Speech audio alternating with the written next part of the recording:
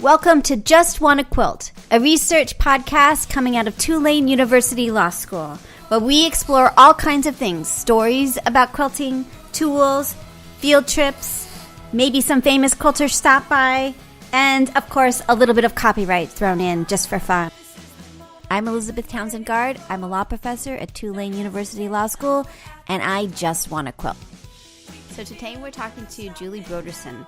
She has a small business where she takes memory fabrics, so t-shirt quilts and other things, and makes them into quilts for people and other things like teddy bears and purses and stuff. It's really interesting. It's a really interesting idea that your whole business is about helping people preserve or honor people through fabric. Fabric that means. Julie Brodersen from Lancaster, Pennsylvania. Awesome. So, Julie, tell me how you got to us. You're part of our quilting army now, right? Are you a part of our Facebook page? Yes. Facebook group? Yes. I'm so psyched. And thank you for reaching out. I super appreciate it. Oh, I love listening to podcasts and being a part of the quilting community, and love to participate. I'm so psyched. And what we're going to talk about today is owning a small business, and you do t-shirt and memory quilts. So we'll talk about that, and tie quilts, which I'm totally interested in. So let's start with the first question that we always ask, which is, what's your first memory of someone sewing or quilting in your life? My mother always sewed on the kitchen table. Really? Would sew for us, and we would, around Christmas time, we might come home from school and she'd have a sheet draped over it, and we'd be ushered through the room until she could finish and clean up and do that kind of thing. I love it. Mine used the dining room table. Mm-hmm. Interesting. So then, probably when I was in middle school, my mother added quilting to that and would beg me to start quilting, just sit down and try quilting with me a little bit. And I always thought that they were too perfect, and there's no way I could do that. And it took me getting married, having a kid, moving across country, trying to meet people, that I started quilting, and I got totally hooked. That's really cool. And how long have you been quilting now? I started quilting when my second child was a month old, so it's been 16 years. Wow. That's really cool. That's really cool. And when do you quilt? Do you have a particular time of day or strategy for quilting? When the kids were really young, it was after they went to bed. Yeah. Now I fit it in. I try to do it during the day and be available to them still when they're up and around. And sometimes it's late night and weekend retreats and things like that, too. Yeah. I'm thinking about trying to get up in the morning and quilt, but I'm not sure I'm going to be able to do that, because I keep quilting when I'm so tired. So I got to figure it out. It's not working out. Tell me how your business started, your small business. And if people want to look if you're at a computer and you're listening to this, the website to go to is JQ Designs. No, it's Q. Yeah. QJ I'm sorry. Design. QJ Designs. QJ Designs. I'm so tired today. Sorry. I was reading it, but flipping it. So QJ Designs. Right. And that's .blogspot.com. Right. And tell us what you do. So I was quilting, and, you have the friend that says, somebody wants a t-shirt quilt, and can you do it? And I hemmed and hawed, and then I did it for them, and it started snowballing, and somebody asked me to do a local craft show or type of thing. And so I decided to go ahead and make that step and make it an official small business, because I kept getting asked. Right. And, somebody wants t-shirts and somebody wants dress shirts, and then, well, can you use bow ties, and can you use a baseball cap? And that's amazing. I've used all such types of meaningful materials or textiles into quilts, depending on what my customers want and ask for. Really cool. So what's the weirdest thing you've put into a quilt? The front of a baseball cap. Yeah, how'd you do or a that? backpack.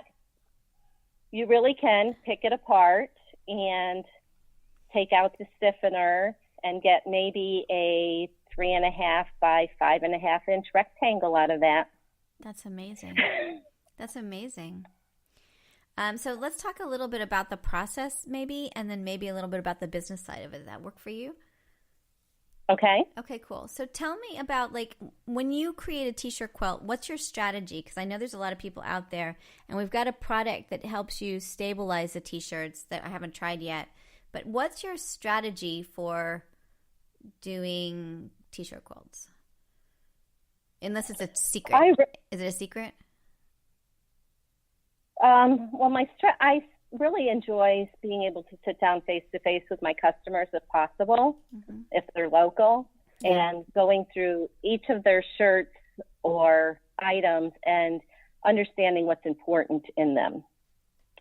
And what type of quilt they might want to or drawn to, whether it's a raggy style or a traditional one with sashings or varied size blocks and things like that.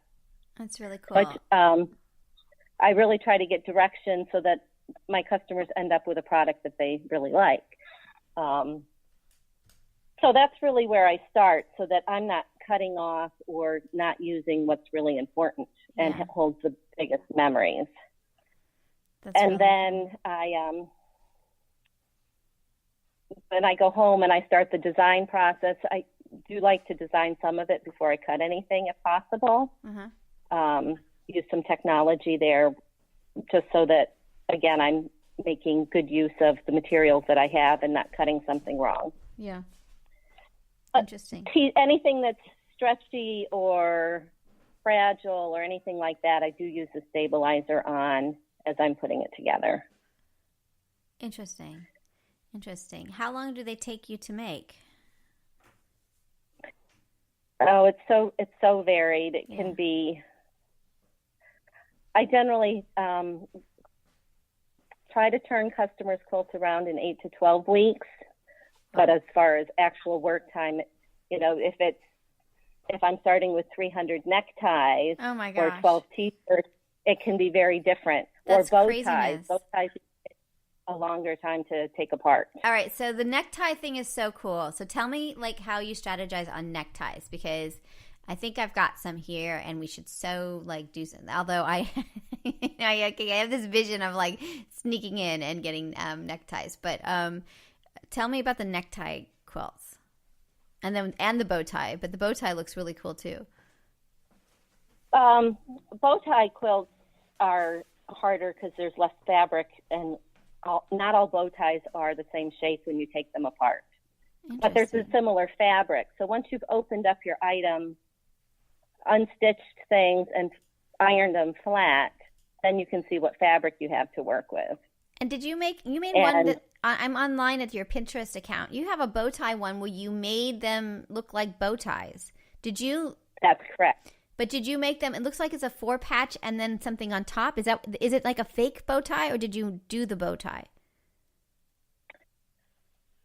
I did a bow tie block. It's a fake bow tie. It's a bow tie block. Yeah. It's made, but I opened up the actual bow ties and ironed them flat and got pieces from that. It's really cool. Because when you look at it, it looks like, I'm sorry to interrupt. It just looks like bow ties, but then when you realize it, it's like, it's not a bow. I mean, it is a bow tie, but it's not a bow tie, right? Right. And some of the bow ties, I actually had to use like the neck strap. Interesting. So some of those 3.5-inch squares as part of that 4-patch is pieced together 5 times to get that size block. Oh, that's really interesting. That's a lot of work. That was really crazy. Yeah. That's a lot of work because it doesn't look like that. So you must have matched it. You must have done a lot of work to match it. Well, if you look at the right ones, you can see that some bow ties are great in the bow part. You take apart, and it's a 5.5. It's like a 6-inch by 15-inch rectangle. And of course, the first one I looked at was that style. Yeah. That's So really interesting. So how does working with these fabrics, how do you, like the bow ties and the ties, how is that different than working with regular cotton? it's going to slip around a little more. The t-shirts, could stretch. Basically, if it's not regular cotton, I'm going to stabilize it with a stabilizer, and then you can pretty much work with it the same way you would a cotton. Interesting. Except that the ties, because they're silky, they could slip around a little more. So maybe you do a little more pinning or watch your piecing a little bit more. And what about the dress shirts? Because the dress shirts the dress shirt fabric is just so beautiful. How do you find working with dress shirt material? Basically, any of the materials I work with, I kind of deal with the same way. I stabilize them to make sure that they aren't going to stretch or shrink, and then I go with whatever pattern we decide on. Yeah. That's really cool. How do you stabilize it? Do you have a particular brand or strategy for stabilizing? I use a inexpensive stabilizer from a big chain box store. Yeah.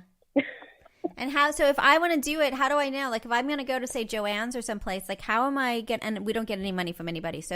But Joanns my go-to place because it's open late. So like I'm like the family's gone, the family's off doing things and I can sneak off and just have a little fabric time.